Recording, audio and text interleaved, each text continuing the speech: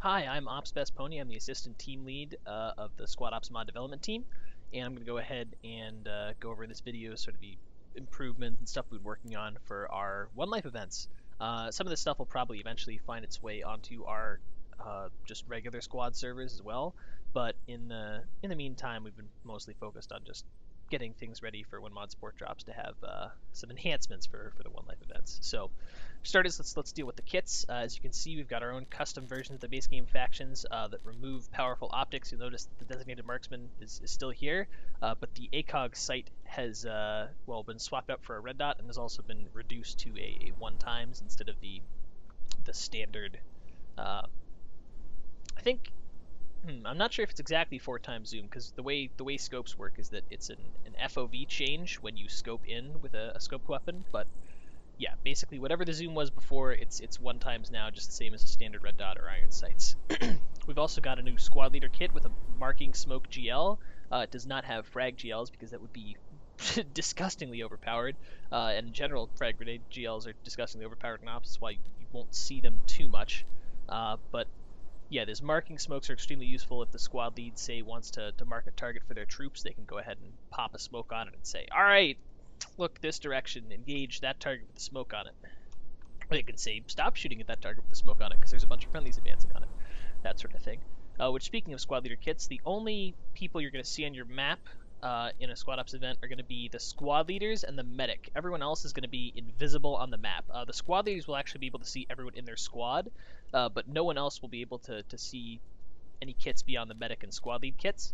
That's because, usually you can get a pretty good sense during an op of, how many people are left alive on your team, right? Like you'll see, oh, we got first squad and second squad over here in Gulf 6, and we got third squad and fourth squad over here in I-6, and they look like they all have about 9 people. Nah, that's I mean, like, it does give you a lot of information about what's going on, but on the other hand, it's not it lessens the tension when you can just tell with one glance how many people are left alive on your team. So to that end, the only people you'll be able to see whether they're up or down are the squad leads and the medics. Any other information about the state of your platoon, you'll have to get through your squad leader or through conversations with members of other squads and local. So yeah, that should change the information game a little bit. Also, you'll notice that vehicles do not show up on the minimap. It's like, look, here's all these BTRs. Where are the BTRs? They're not here. That's another improvement. Vehicles are not going to show up on the map anymore either. You'll still be able to get a general sense of where you are as either one of these kits that's not going to show up or as a vehicle. Just by hitting the N key, you'll still be able to zoom in your map. Here, let's demonstrate.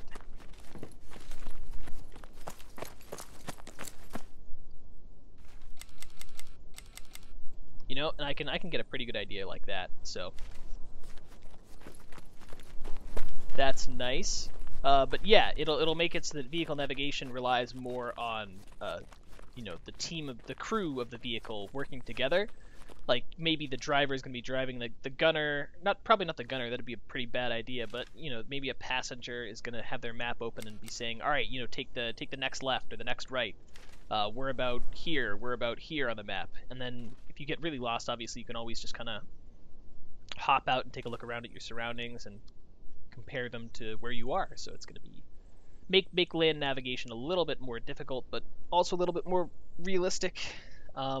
Since, yeah, I highly doubt like the insurgent forces, for example, are going to have GPS capabilities for all their technicals at all times that kind of give them like a big real-time map of the battlefield, and they can just drive around and see themselves on it. That'd be a little ridiculous. Then let's see, other new kits that are fun to talk about. We got the HMG gunner. That's kind of my favorite of the ones that I've done so far. Yeah, it's available for the U.S. and Russian teams. It just drops a already built sandbag and mostly built HMG. You just do a couple shovels, good to go. Great for ambushing enemy forces. Yeah, this thing just exists to be quickly deployed on the battlefield by an infantry squad and be used to ambush enemy troops or vehicles. Yeah, very fun. Then, let's see, as far as other fun stuff, we've got those destroyable objectives. What do I want to blow those up with? Let's just blow this up with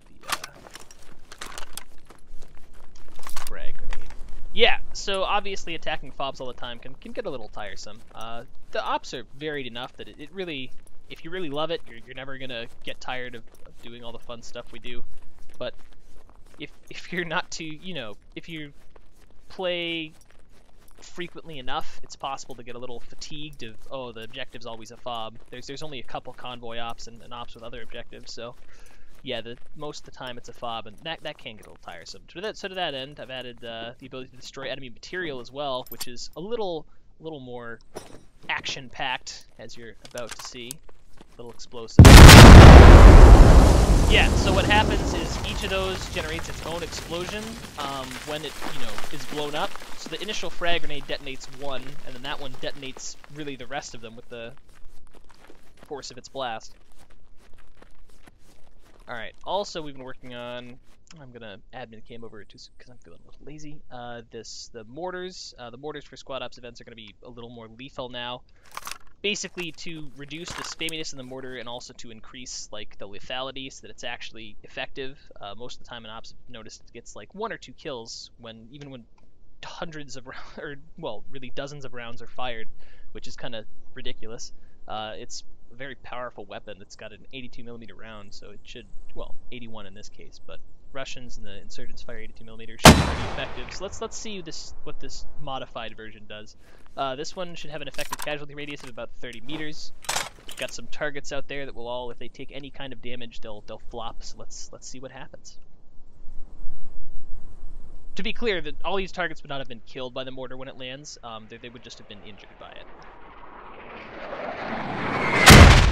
Yes, there you go. That's the new mortar.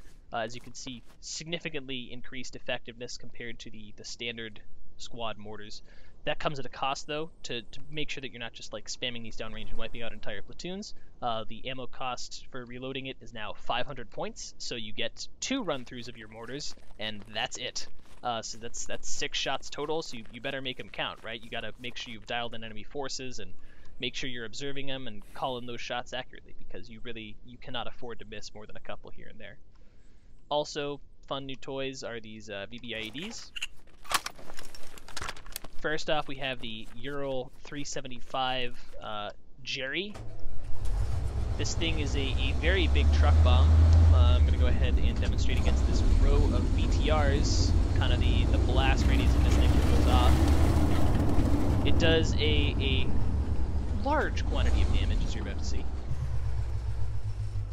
Look to my left, look to my right, and boom. Yeah, it's loud.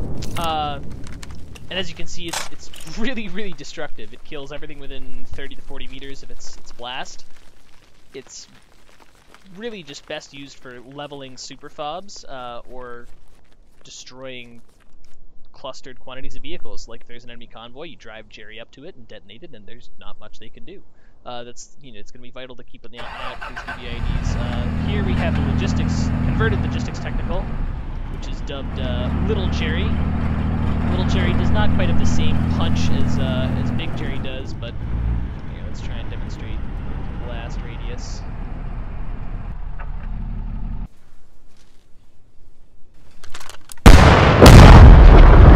Yeah, Little Jerry's pretty destructive too. Obviously not as destructive, but that's 2 BTRs close to it, about 10 meters either way, destroyed, and then this third one is damaged by not that much actually, but still.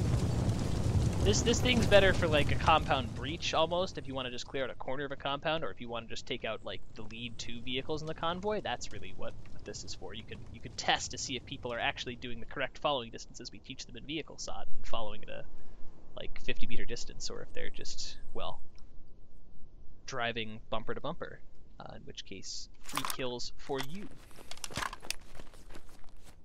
So yeah, that just about covers everything I'm going to go over in this video. Oh, actually, sure, we'll do one more thing now that I think about it.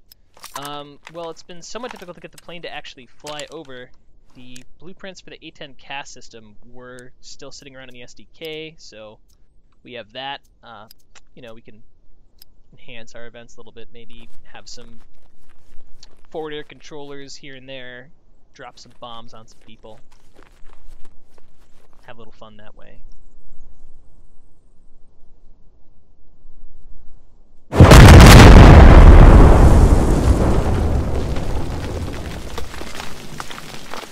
Yes, that's fun. And there you have it. That's pretty much the stuff we've been working on for the mod for Squad Ops events. If you want to participate in those events, of course, go to squadops.gg and register on our site. Join our Discord and sign up for SOTT Basic, which is required for all our events except for the first one of the first Wednesday of every month. That one is open to the general public. So there you go. Hope this video was at least interesting to watch. And yeah, take care.